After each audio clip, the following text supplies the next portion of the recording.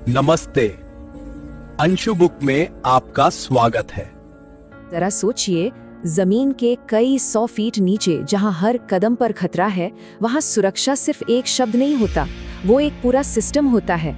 आज हम उसी सिस्टम के एक बहुत ही जरूरी हिस्से यानी माइनिंग एग्जामिनेशन बोर्ड को चलाने वाले नियमों को समझने वाले हैं और ये भी जानेंगे कि ये नियम जमीन के नीचे काम करने वालों की जिंदगी कैसे बचाते हैं। ये एक बड़ा सवाल है ना? एक ऐसी इंडस्ट्री जहां सेफ्टी ही सब कुछ है। ये जानना बहुत जरूरी हो जाता है कि कौन ये सर्टिफाई करता है कि एक्सपर्ट सच में एक्सपर्ट हैं। और इसका जवाब है खनन परीक्षा बोर्ड। तो इस बोर्ड को समझने के लिए आज हम 5 हिस्सों में बात करेंगे। सबसे पहले हम ये जानेंगे कि ये बोर्ड है क्या, फिर देखेंगे कि इसमें कौन लोग बैठते हैं और ये किन नियमों से चलता है। हम चेयरमैन के खास अधिकारों को समझेंगे और आखिर में ये जानेंगे कि असल में ये सारे नियम इतने मायने क्यों रखते हैं। तो चलिए शुरू करते हैं सबसे पहले और सबसे बुनियादी सवाल से। आखिर ये माइनिंग एग्जामिनेशन बोर्ड है क्या और इसका असली मकसद क्या है? अगर बिल्कुल आसान भाषा में समझें तो ये एक सरकारी संस्था है। इसका मेन काम ये पक्का करना है कि माइनिंग इंडस्ट्री में जो भी मैनेजर्स और इंजीनियर्स काम कर रहे हैं वो अपने काम के लिए पूरी तरह से क्वालिफाइड और सर्टिफाइड हों। कह सकते हैं कि ये क्वालिटी और सेफ्टी की पहली दीवार है। ठीक है, तो हमें बोर्ड का क्या तो पता चल गया। अब बात करते हैं कौन की। आखिर वो कौन लोग हैं जो इतने बड़े और जरूरी फैसले लेते हैं? देखिए, जो चीफ इंस्पेक्टर होते हैं वो तो चेयरमैन होते ही हैं। उनके अलावा सेंट्रल गवर्नमेंट 5 मेंबर्स को अपॉइंट करती है। लेकिन सवाल ये है कि क्या ये 5 सदस्य कोई भी हो सकते हैं? उनकी क्वालिफिकेशन क्या होनी चाहिए? और यहीं पर एक बहुत दिलचस्प बैलेंस बनाया गया है। नियम ये नहीं कहता कि सिर्फ डिग्रियों वाले लोग चाहिए। नहीं, बोर्ड में प्रैक्टिकल एक्सपीरियंस और एकेडमिक नॉलेज दोनों को बराबर की अहमियत दी गई है। ये खास नियम पक्का करता है कि जो भी फैसले हों वो सिर्फ कागज पर अच्छे न लगें बल्कि असल दुनिया में काम भी करें। किसी भी मेंबर का सफर 3 साल का होता है।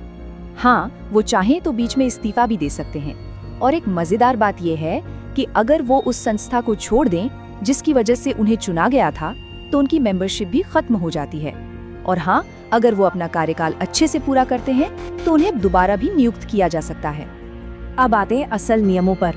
बोर्ड बन गया, मेंबर्स आ गए, लेकिन ये सब मिलकर काम कैसे करते हैं? इनकी मीटिंग्स कैसे होती हैं और बड़े बड़े फैसले कैसे लिए जाते हैं?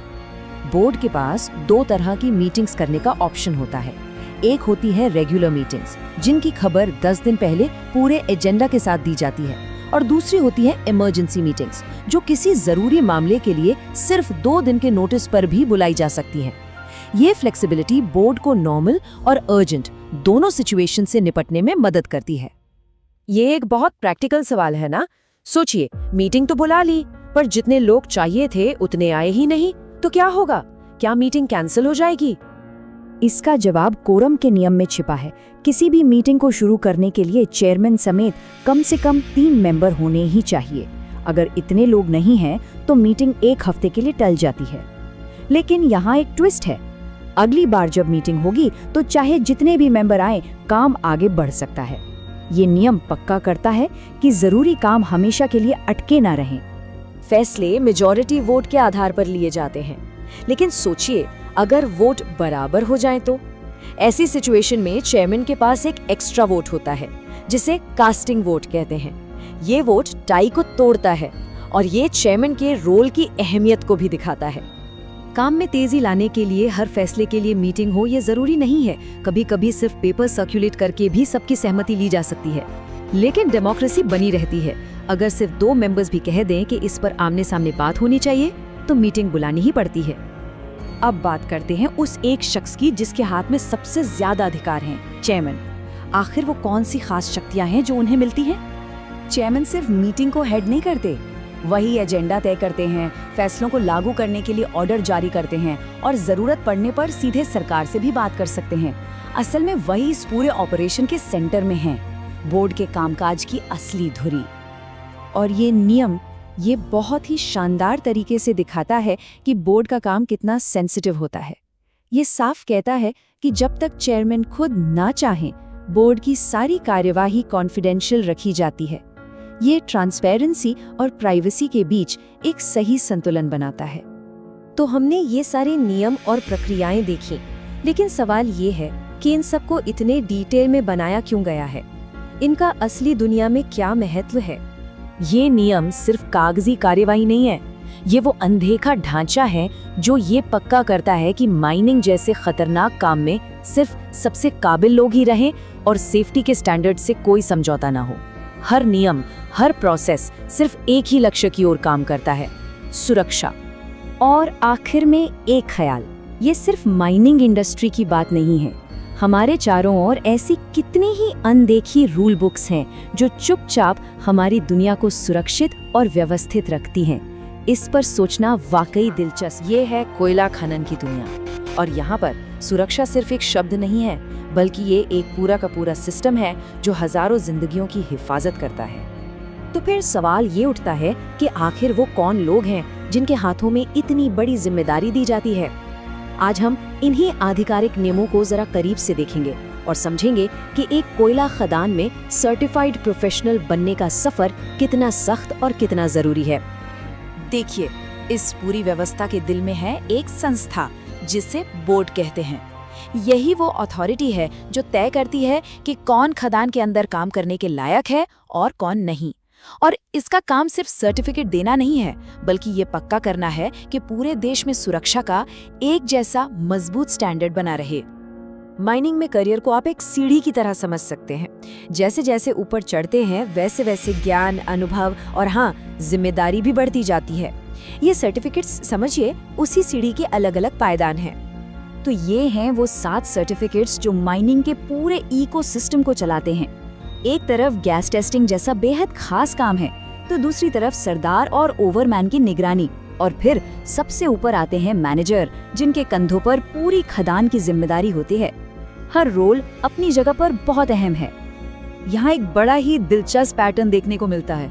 एक फर्स्ट क्लास मैनेजर बनने के लिए पहले सरदार का सर्टिफिकेट होना जरूरी है। अब सोचिए, सरदार कौन है? वो इंसान जो रोजाना खदान में जाकर गैस, छत की मजबूती, ऐसी चीजें चेक करता है। मतलब साफ है, टॉप पर पहुंचने के लिए जमीनी हकीकत का अनुभव अनिवार्य है। तो इस सफर की शुरुआत होती कहां से है? किसी भी खास सर्टिफिकेट के एग्जाम में बैठने से भी पहले हर कैंडिडेट को कुछ बुनियादी शर्तों की कसौटी पर खरा उतरना पड़ता है। और सबसे पहली शर्त है उम्र, कम से कम 20 साल। ये नंबर ही अपने आप में बताता है कि बोर्ड इस काम के लिए एक न्यूनतम मैच्योरिटी को कितना जरूरी मानता है। क्यों? ये कोई आम नौकरी तो है नहीं। ये लिस्ट सिर्फ एक फॉर्मेलिटी या कागजी कार्रवाई नहीं है। हर शर्त के पीछे एक बहुत गहरा मकसद छिपा है। फर्स्ट एड सर्टिफिकेट, इसका मतलब है कि इमरजेंसी में किसी की जान बचाने की काबिलियत होनी चाहिए। और कैरेक्टर रेफरेंस, ये इसलिए ताकि बोर्ड को पता चले कि आने वाला इंसान प्रेशर में, तनाव में सही फैसले ले पाएगा या नहीं। ये नियम इस प्रोफेशन की कठोर हकीकत को सामने लाता है। खदान के अंदर आंखें और कान ही सबसे बड़े सेफ्टी टूल होते हैं। गैस की हल्की सी गंध हो या चट्टान खिसकने की धीमी आवाज, उसे पहचानने की क्षमता ही जिंदगी और मौत के बीच का फर्क बन सकती है। सर्टिफिकेशन की इस पूरी यात्रा में किताबी ज्ञान कह सकते हैं कि सिर्फ आधा सफर है। असली परीक्षा तो जमीन के नीचे खदान के अंदर होती है, जहां सालों के अनुभव से ही असली हुनर निखरता है। एक सवाल जो अक्सर लोगों के मन में आता है, क्या पढ़ाई लिखाई से अनुभव की जरूरत कुछ कम हो जाती है? चलिए देखते हैं कि नियम इस बारे में क्या कहते हैं, खासकर सबसे ऊंचे पद यानी मैनेजर के लिए। फर्क बिल्कुल साफ है। माइनिंग इंजीनियरिंग की डिग्री अनुभव की जरूरत को सीधे 6 साल से घटाकर 2 साल पर ले आती है। ऐसा क्यों? क्योंकि डिग्री एक सैद्धांतिक समझ देती है जिससे प्रैक्टिकल चुनौतियों को ज्यादा तेजी से सीखा और समझा जा सकता है। लेकिन एक बात तो तय है, चाहे मैनेजर बनना हो या इंजन ड्राइवर, बिना प्रैक्टिकल एक्सपीरियंस के सर्टिफिकेट नहीं मिल सकता। हर रोल के लिए खदान में समय बिताना अनिवार्य है। अनुभव ही इस पेशे की असली करेंसी है। सोचिए, सालों का अनुभव, इतनी तैयारी, लेकिन उसके बाद भी एग्जाम पास करना कोई बच्चों का खेल नहीं है। और यहाँ एक बहुत ही सख्त नियम है, किसी भी सर्टिफिकेट के लिए सिर्फ और सिर्फ 7 मौके मिलते हैं बस। ये नियम साफ साफ बताता है कि बोर्ड सिर्फ उन लोगों को आगे बढ़ाना चाहता है जो, आप जानते हैं, बिल्कुल सीरियस और पूरी तरह से तैयार हैं। और हाँ, सर्टिफिकेट मिलना सफर का अंत नहीं है, बल्कि ये तो एक बहुत बड़ी जिम्मेदारी की शुरुआत है। अब से हर काम और हर फैसले की जवाबदेही तय होगी। ये एक बहुत ही जरूरी नियम है। अपना सर्टिफिकेट मैनेजर को सौंपने का मतलब है कि एक प्रोफेशनल अपनी योग्यता को उस खदान के मैनेजमेंट के हवाले कर रहा है। ये कदम उसकी जवाबदेही को सीधे सीधे उसकी नौकरी से जोड़ देता है। तो फिर क्या होता है अगर कोई सर्टिफाइड प्रोफेशनल अपनी जिम्मेदारी निभाने में चूक जाए? क्या होगा अगर उसकी लापरवाही या नाकाबिलियत से किसी की जान खतरे में पड़ जाए? इसके लिए एक पूरी औपचारिक प्रक्रिया है। ये प्रक्रिया सुनिश्चित करती है कि जांच निष्पक्ष हो, लेकिन साथ ही ये भी साफ कर देती है कि सर्टिफिकेशन कोई स्थायी अधिकार नहीं है। ये एक विशेषाधिकार है जिसे गलती करने पर छीना जा सकता है, और वो भी हमेशा के लिए। ये नियम सिर्फ ये नहीं बताते कि एक करियर शुरू कैसे होगा, बल्कि ये भी तय करते हैं कि उसे सुरक्षित तरीके से खत्म कैसे होना चाहिए। 60 साल की उम्र के बाद एक प्रोफेशनल को हर साल अपनी मेडिकल फिटनेस साबित करनी पड़ती है। ये नियम इस बात को मानता है कि काम की चुनौतियां तो वही रहती हैं, इसलिए ये पक्का करना जरूरी है कि उम्र के साथ भी व्यक्ति उन चुनौतियों का सामना करने में सक्षम है या नहीं। आखिर में आती है ये अंतिम सीमा, 70 साल। इस उम्र के बाद कोई भी मैनेजर या अधिकारी खदान में काम नहीं कर सकता। ये एक सख्त लेकिन बेहद जरूरी नियम है जो किसी एक व्यक्ति के करियर से ऊपर सबकी सुरक्षा को रखता है। तो कुल मिलाकर देखें तो ये सफर एक कैंडिडेट को सिर्फ एक कर्मचारी नहीं बनाता, बल्कि एक जिम्मेदार प्रोफेशनल बनाता है। यहाँ हर कदम पर सुरक्षा, अनुभव और जवाबदेही को परखा जाता है, ताकि खदान के अंदर हर एक इंसान सुरक्षित रहे।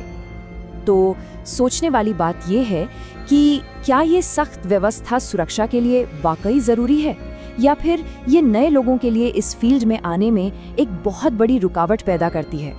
सुरक्षा और अवसर के बीच का सही संतुलन आखिर क्या होना चाहिए? तो दोस्तों, वीडियो पूरा देखने के लिए आपको थैंक यू, और ऐसे वीडियो के लिए चैनल को सब्सक्राइब करिए।